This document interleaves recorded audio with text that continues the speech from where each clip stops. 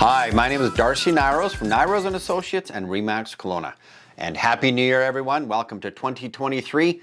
However, we're going to talk a little bit about 2022 and 2021 and do some forecasting for 2023. We will, however, put the stats up for December just so you guys have it. But on this one, we just want to do a little bit of a recap and talk about where we were and where we're going. So let's talk about 2022. Well, it came in like a lion and it has definitely come out like a lamb. So in November, December of 2021 and up until about March of 2022, we saw a very unusual sales and pricing spike, which is odd for so late in 2021 and so early as in January even of 2022. So we saw inventory shrink even more and prices escalate huge. However, the second and third quarter, we saw a little bit of turmoil and confusion. As we noticed, the Bank of Canada started to increase mortgage rates on a continual basis. They actually did it 7 times this year to slow down, if we want to call it inflation, and of course, our real estate market. So what happened was we saw people start to actually list their home in the second and third quarter, trying to get what we saw in the first quarter. So they were being one of those optimistic, if I keep waiting, the price will go up kind of thing. And they realized things were changing, so they threw it up on the market. And we saw homes sit on the market because they were priced higher than they should have been in the second and third quarter. Plus, with the confusion out there in the news, people sat on the sidelines to see what was going on. Great news, in the fourth quarter, we saw a little bit of stabilization because there were people that still had to sell or people that had to buy. So we did see some price adjustments, which definitely helped. And then we saw some movement in the fourth quarter. Now, we're going to talk about new developments. That's because what's one of our specialties. What we saw in new developments over the last couple of years was we saw bigger communities come to market in Kelowna. So what I'm talking about is either high rises or master plan community types or multi-phase communities. They came in 2021 and 2022 and they did very well in pre-sales because people were anticipating buying today and closing in, let's call it 3 years from now, with a price increase. So they've literally made money by just putting a deposit down. Well, what's happened is because of the confusion, the news, the interest rates, people actually started to pull back on pre-sales because you buy today, you don't know what interest rate you're going to get when you close. But you remember those people that bought these high rises in 2021, 2020, 2022, they bought assuming that these interest rates would stay in around the 2% mark. A lot of them, 80% of them, were actually investors. So if you add that to when they're actually going to close in about 3 years from now, their mortgage rate versus what they thought they were going to have to pay and get in rent is going to change drastically. Or we call them the buy and flip guys who are just going to flip it when they got to close. There's going to be a little bit more on the market. So what we're going to see in the following years is going to be slightly different. Now, market stabilization, we saw the inventory start to cool down because the people that were trying for the skies in January, February, March, they pulled it off. They weren't really needing to sell. They just wanted to see if they could have a windfall. Bank of Canada raised the rate 7 times this year, which really put a damper on people looking to buy if they weren't able to get into the market, or if they were looking to buy pre-sales, it just didn't work. Our interest rates went up to 5.75 roughly percent. And of course, inflation peaked at 8.1. We're down to 6.8 now, but we're nowhere near where we want to be. So we are looking at still inflation decrease. And it's still up in the air, but I do think that the rate hikes should become stabilized and we won't see any, but the economists are still split on if we're going to see another interest rate hike in the new year. Let's talk about 2023. So in 2023, I think what we're going to see is, well, we know what we're going to see. We've seen a lot of policy changes in real estate.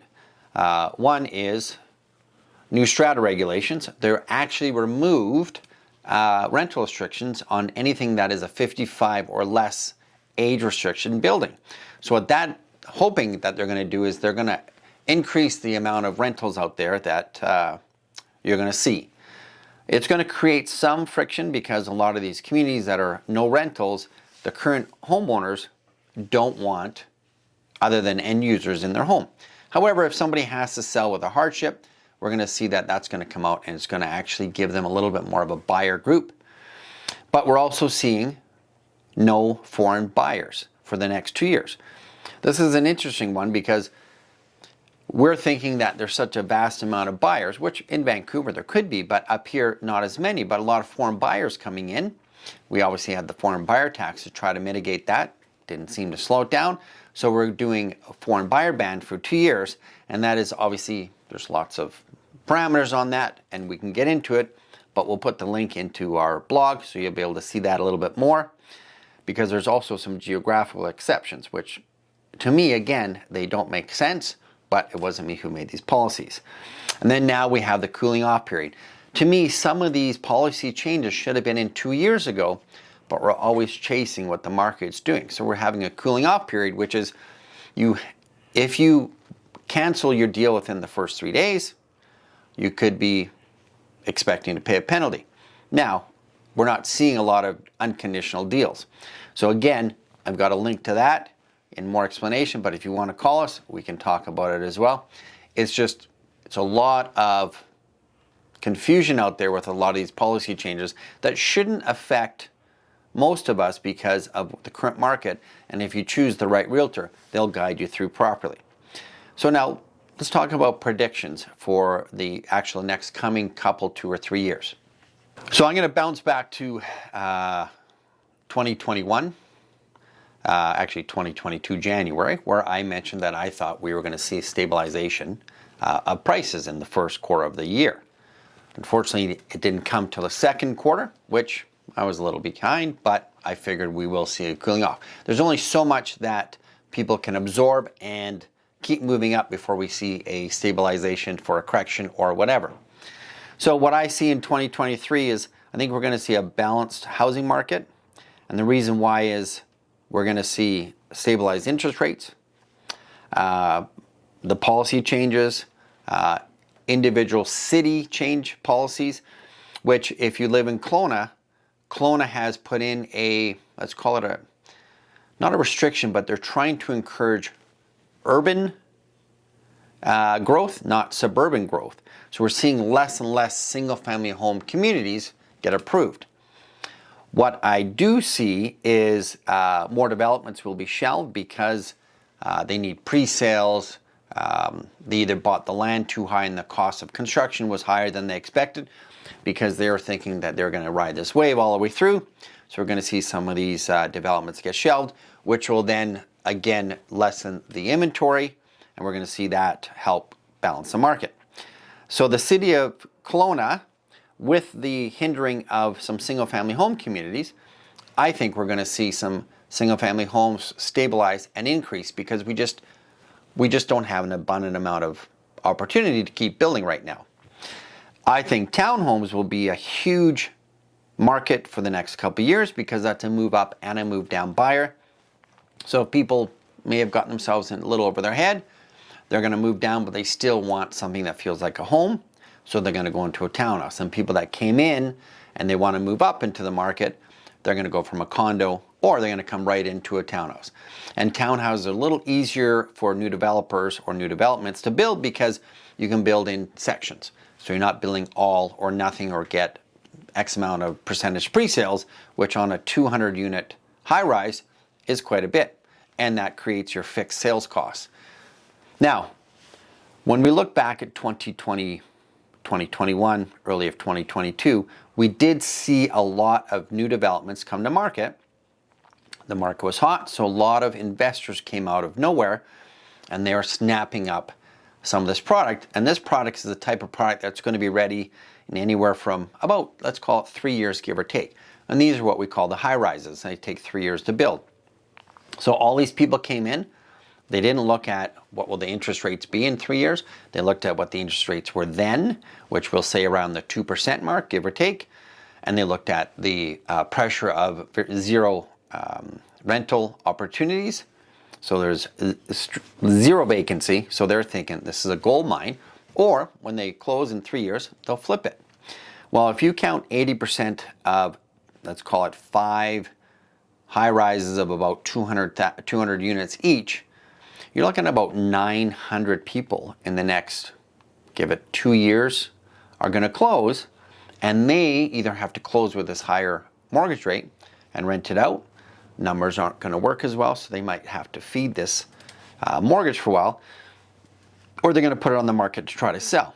Well, if they bought it in 2020, 2021, 2022, they may have to sell it at what they bought it for, or maybe a little bit less to get out of the carrying costs throughout.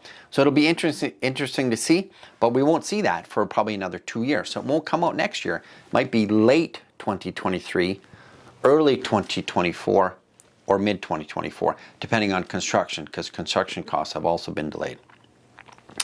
Pre-sale condos will slow because they're not seeing that upward trajectory when you buy today and close in 3 years. However, if you have product that's going to be finished next year, those developments will do really well because people can predict what their interest rate is going to be, and then obviously what their purchase price is going to be.